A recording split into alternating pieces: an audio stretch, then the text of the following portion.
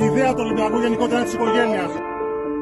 Στον Ολυμπιακό το κάνανε 5 αδέλφια, δεν το κάνανε σαλόνια. Όποιος φοράει τη φανέλα του Ολυμπιακού και δεν ματώνει, θα φεύγει από τον Ολυμπιακό. Ο Ολυμπιακός τελειώνει. Είναι ο Αναστόπουλος και είναι γκολ. Ένα φοβερό γκολ από τον Αναστόπουλο. Η μεγαλύτερη αθλητική τραγωδία που συνέβη ποτέ σε ελληνικό γήπεδο έγινε το απόγευμα στο στάδιο Καραϊσκάκη, με συνέπεια να σκοτωθούν 21 άτομα.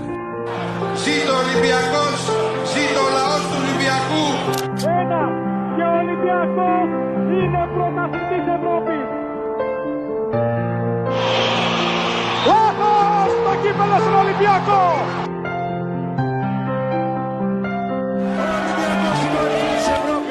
Ο Ολυμπιακός πρωταθλητής Ευρώπης. Έσε, νέα σέντρα, ο Ελκαμπή, γκολ!